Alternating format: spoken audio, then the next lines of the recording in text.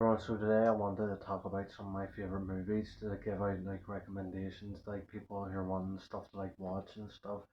And cause like I'm really into like watching movies and stuff, so I've watched like a lot of movies, so I would know like what's good and what's bad from the amount of movies that I've already seen and all. So um, start off with my favorite movie, which is Goodfellas. It came out in 1990. Which is a true life story of Henry Hill, the gangster, and how he, uh, went in the mafia and his story of his life and his life in the mafia, and then his uh, showing how he went from where he was at the start of the movie until the end, where he's put on the witness protection agency, and then he's relocated and all by the end of the movie. So it's quite a movie to watch. So if you haven't watched, I would definitely recommend watching it. That's um my favorite movie of all time. So yeah, I would. That's one that I would definitely recommend to anyone who asks me like what's a good movie to watch or what's your favorite movie to watch, and because I've seen it probably the most times out of any other movie that I've seen. So yeah, it's very quotable and all. As I know every scene from the movie, so like I would know like the story like off by heart basically. So and the performances are great by everyone in the movie. So yeah, I'd recommend that definitely. And second movie, Shutter Island, which is a psychological thriller about two detectives that go to this island, and then they are investigating this missing patient on the island. But it turns out to be something more than that. Because there's something they think something sinister is going on the island, something that they're trying to keep from them, and they don't want them finding out. But the closer they get to the truth, the more they uncover, and then there's a massive like twist at the end, which is just great, a great twist, and it's a great movie. It's great. You have to like watch it again after you find out the twist because it's so good. Like you wanna watch it again to pick up on all the things that you missed out the first time. So yeah, that's a great movie as well. That's 2010 that came out, and then I read the book. If you watched my video, I read the book as well. Um, it came out years like 2003, I think, so 7 years before the movie. Um, I'd say the book's on the same par as the movie as well. The book has more detail on it, like but the performances elevate the movie to to be on the same par as the book, I think. So yeah, and the third one is the horror movie The Shining with Jack Nicholson, and it's probably my favorite horror movie. Like, and uh, I was always like a big fan of like horror movies. Like that's what I think that's basically what got me into like watching movies and like movies and just wanting to watch all kinds of movies and stuff. Uh, so that's where Jack Nicholson's character goes with his family up to this hotel, the Overlook Hotel, and then he like gradually gets insane over the time spent there, and then there's all these supernatural things happening in the hotel, and um, I haven't read the book yet, but I want to read the book. I've been looking for it, but I haven't been able to find it yet. So I'll keep looking for the book, and then I'll read the book because I do know that Stephen King doesn't actually like the movie, but he prefers his book adaptation better than the movie because the movie changed so much of his book. Um, yeah, and made it so different. Uh, Another one is Prisoners, Hugh Jackman and Jack Gyllenhaal. That's the story about a detective who has to find Hugh Jackman's daughter. I think it was. I think it was daughter. Um, yeah, Jack Gyllenhaal plays a detective, and um, he's investigating the crime, but it turns out to be there turns out to be a lot more to the kidnapping of the there's like a kidnapping that happened with the daughter, but there's more to it than meets the eye, you know. So like, and Hugh Jackman gets himself in the situation in the movie, and then there's a twist I think at the end, and then been a long time since I watched it, like, but I remember it because it was so good, you know, most of the details. So um, and the end was good. The end was very good. It was left it in sort of cliffhanger. So yeah, a lot of things that made that movie good. Then you have Jacob's Ladder, which came out, I think it was 1987. Now this is more of an underrated movie, to be honest, like, because you don't hear people talking about it as often. Um, it's the story of a guy who was in the war, and then he comes back and he seems to have like PTSD or something like that, and he doesn't trust his version of what's happening in his head. Like when he comes back, he feels like all these things are off with what's going on, and you know, he doesn't trust what he's seeing, what he's hearing, what people he's meeting, and what they're saying to him, and all this. So it's very like paranoid and stuff like that. So like if you like that kind of thing, then I would definitely recommend that. And there's a very good twist at the end of that one, um, that you may or may not see coming. I can't remember if I saw it coming because like it was so long ago I saw a movie for the first time. That is like, but I've seen it since then like as well. So, but that movie is very good. Um, and then see, there's so many different genres that I watch. So many different movies and so many different genres and directors I like as well. Um, so the next one I'm going to talk about is The Sixth Sense, which was directed by M Night Shyamalan. This was definitely either his best movie. It was definitely one of his best movies. I'd probably say it is his best movie.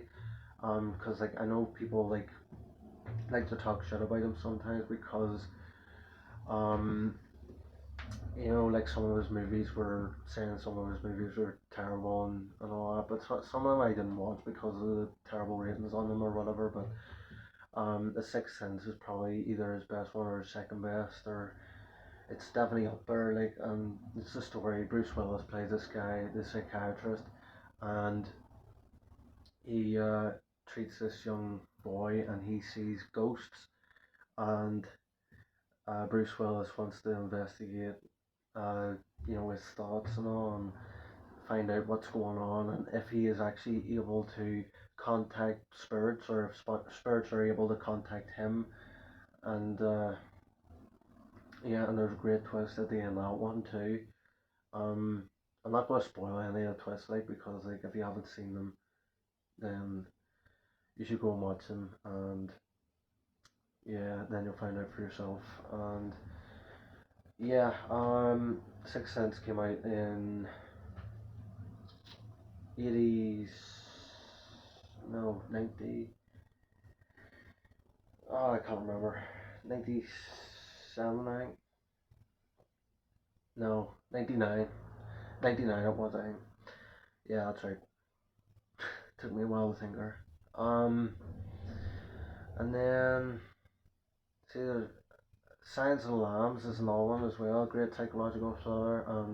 With Anthony Hopkins. If you've seen Science and Lambs, then you might have watched like Hannibal after it, and then Red Dragon, the trilogy, and then there's an original one that came out before the Science of Lambs, that came out years before that. But I think like Anthony Hopkins' portrayal of Hannibal Lecter is so iconic now that, you know, it's just associated with him, really. You know, so um, but yeah, his portrayal of a serial killer and is great in that movie, and Jodie Foster is very good in that movie as well. Um, and then like, if you like musicals and stuff like that, then I would recommend, you know, like A Star Is Born. I really like that movie. with Lady Gaga and Bradley Cooper. That one's really good. If you're looking for a modern day like musical thing, that's probably my favorite one for the like modern times. Like, um, I like the music and I like the performances and just the overall story and everything like that. Um, Trying to think of what genres. So for the war genres, I like Full Metal Jacket is a very good movie. Well, for the first, you know, half of it to three quarters, and then it sort of gets, a bit dull or whatever, and it's not as good. But I do like all stuff in the training camps and all that beforehand. So I would recommend it to watch the acting. Uh, that's also Stanley Kubrick who directed The Shining, and yeah, I would definitely recommend that movie as well.